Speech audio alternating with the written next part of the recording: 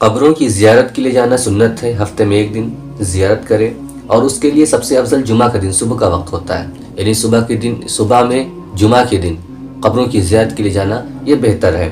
اولیاء کے مزارات پر دور دور سے سفر کر کے جانا یقیناً جائز ہے۔ بہت سارے لوگ کہتے ہیں کہ مزاروں پہ نہیں جانا چاہیے، حرام ہے، ناجائز ہے، بہت سارے مسائل بتاتے ہیں، ایسا بالکل نہیں ہے، بالکل جانا جائز ہے۔ ابھی ہم کتابوں کے حوالے کے ساتھ آپ حضرات کے سامنے کوئی بیان کریں گے۔ اولیاء اپنی زیارت کرنے والوں کو اپنے رب کی دی ہوئی طاقتوں سے نفع پہنچاتے ہیں۔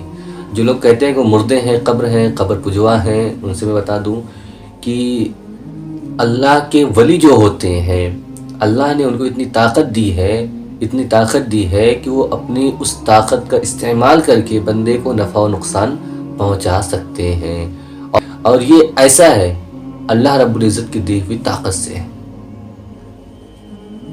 اور اگر مزاروں پر کوئی خلاف شرع بات ہو، جیسے عورتوں کا سامنا یا گانا بجانا وغیرہ، تو اس وجہ سے زیارت نہ چھوڑی جائے کہ ایسی باتوں سے نیک کام چھوڑنا نہیں چاہیے۔ یعنی کہ جو مزارات پہ خرافات آج کل ہوتے ہیں، عورتوں اور مردوں کا اختلاط ہوتا ہے، عورتیں مرد اسی میں دھکا مکی ہوتی رہتی ہے، اس طرح سے بالکل جائز و درست نہیں ہے۔ اور مزاروں کے اوپر جو گانا بجانا اور مزامیر کے ساتھ قوالیاں وغیرہ ہوتی ہیں، یہ تمام چیزیں درست نہیں ہیں، بلکہ خلاف شرع ہے، یعنی شریعت خلاف ہے۔ تو مزاروں پہ اگر کوئی غلط رواج اور رسم رائج ہو گئی ہو تو اس لیے ہم مزارات پہ جانا چھوڑ دیں، ایسا بھی نہیں ہو سکتا ہے۔ جیسے کہ نکاح میں اگر برائیاں پیدا ہو جائیں، ڈی جے باجا اور تمام چیز خرافاتیں ہوتی ہیں، تو اس کا مطلب یہ تھوڑی ہے کہ نکاح لوگ کرنا بند کر دیں، نہیں، نکاح کیا جائے گا، لیکن اس کے اندر جو خرافات ہیں اس کو بند کیا جائے گا۔ اسی طرح سے جو مزارات پہ جاتے ہیں ان میں جو خرافات ہیں اس کو ہٹا کر کے مزار کی زیارت کے لیے جائیں، بالکل جائز اور درست ہے۔ اور وہاں پر جو خلاف شرع باتیں ہیں اس کو برا جانے، اور ہو سکے تو بری باتوں سے لوگوں کو منع کرے، اور بری باتوں کو اپنی طاقت بھر روکے، یعنی جتنی طاقت ہو اتنا بھر وہاں پر روکنا چاہیے کہ یہ چیزیں بری ہیں، یہ چیزیں حرام ہے۔ بہت سارے لوگ سجدہ کرتے ہیں، بہت سارے لوگ بہت کچھ کرتے ہیں، تو ان چیزوں سے روکنا بالکل جائز اور درست ہے۔ اور اس کے علاوہ اپنا کام، یعنی کہ جو ہے مزار پہ جائیں اور وہاں پہ فاتحہ پڑھیں اور بزرگوں سے فیض لیں، یہ جائز ہے۔ رد المختار جلد نمبر 1 صفحہ نمبر 631 پر بھی ہے۔ قبروں کے زیارت طریقہ یہ ہے کہ قبر کی پائیتی کی طرف سے جا کر قبلہ کو پشت کر کے میت کے منہ کے سامنے کھڑا ہو۔ کیسے کھڑا ہونا چاہیے؟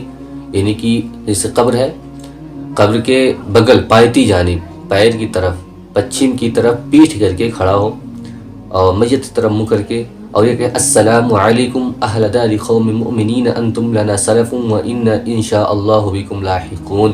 پھر فاتحہ پڑھے، اور بیٹھنا چاہے تو اپنے فاصلے پر بیٹھے کہ جتنی دور زندگی میں اس کے پاس بیٹھتا تھا۔ یہ رد المختار میں ہے۔ حدیث شریف میں ہے کہ جو 11 مرتبہ قل اللہ احد پڑھ کر کے اس کا ثواب مردوں کی روح کو پہنچائے تو مردوں کی گنتی کے برابر اس کو ثواب ملے گا، یعنی کہ یہ در مختار میں ہے، جلد نمبر 1 صفحہ نمبر 605 پر۔ تو مردوں کے نام پہ جب مزارات پہ جائیں یا قبروں کے پاس جائیں تو وہاں پر 11 مرتبہ قل اللہ شریف پڑھ دیں تاکہ ان کو بہت زیادہ ثواب مل سکے۔ وہاں بھی لوگ قبروں کی توہین کرتے ہیں، قبروں کی زیارت اور فاتحہ سے منع کرتے ہیں، ان لوگوں کی صحبت سے دور رہنا چاہیے۔ یعنی کہ جو لوگ منع کرتے ہیں، وہاں بھی دیوبندی بہت سارے ایسے لوگ ہیں جو کہتے ہیں مزاروں پہ نہیں جانا چاہیے، ہمیں بالکل ان سے دور رہنا چاہیے جو ان چیزوں سے منع کرتے ہیں، اور ہرگز ان لوگوں سے نہ میل جول رکھنا چاہیے، نہ سلام کلام، تمام چیزیں بند کر دینا چاہیے، نہ ان کی باتوں کو ماننا چاہیے۔ یہ لوگ اہل سنت و جماعت کے خلاف ہے۔ علماء اور اولیاء کی قبروں پر قبہ بنانا جائز ہے، یعنی جو گنبد بنایا جاتا ہے وہ بالکل جائز اور درست ہے، مگر قبر کو پختہ نہ کیا جائے۔ یہ در مختار اور رد المختار میں، یعنی قبر کو پکی اندر سے نہ کی جائے، صفحہ نمبر 601 پر ہے، یعنی اندر سے پختہ نہ بنائی جائے۔ اگر اندر قبر کچی ہو اور اوپر سے پختہ بنائی گئی تو اس میں کوئی حرج نہیں ہے، بہار شریعت میں، یعنی اوپر سے پکی بنا سکتے ہیں، اندر سے پکی قبر نہیں بنانی چاہیے۔ اگر ضرورت ہو تو قبر پر نشان کے لیے کچھ لکھ سکتے ہیں، مگر ایسی جگہ نہ لکھیں گے بھی ادبی ہو، یعنی قبر کے اوپر نام وغیرہ لکھنا یا کچھ قرآن کی آیتیں لکھنا، بہت سارے لوگ لکھوا دیتے ہیں نشان کے لیے، تو لکھوا سکتے ہیں، لیکن ایسی جگہ نہ لکھی جائے کہ اس کی بے ادبی ہو، یعنی کتا وغیرہ اس پہ پیشاب کرتا ہو، تمام چیزیں ہیں۔ تو اگر قرآن کی آیت کوئی لکھ دیا اس پہ کتے جو ہے پیشاب کرتے ہیں تو ایسے لکھوانا بالکل درست نہیں ہے، کیونکہ اس کی بے ادبی ہے۔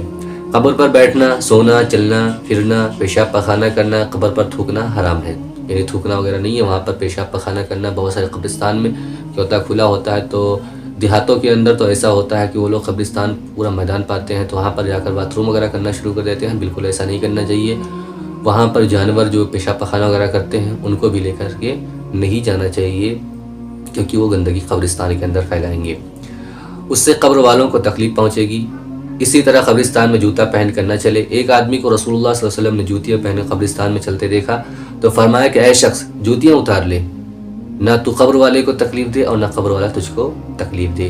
یعنی اللہ کے رسول صلی اللہ تعالیٰ علیہ وسلم نے کسی شخص کو دیکھا کہ وہ جو ہے جوتی پہنے قبرستان کے اندر چل رہا ہے تو آپ نے فرمایا شخص جوتیاں اتار دے, نہ تو قبر والوں کو تکلیف دے اور نہ قبر والا تجھ کو تکلیف پہنچائے. یہ فتاویٰ عالمگیری جلد نمبر 1 صفحہ نمبر 156 پر بھی ہے اور بہار شریعت جلد نمبر 4 اور صفحہ نمبر 164 پر بھی ہے.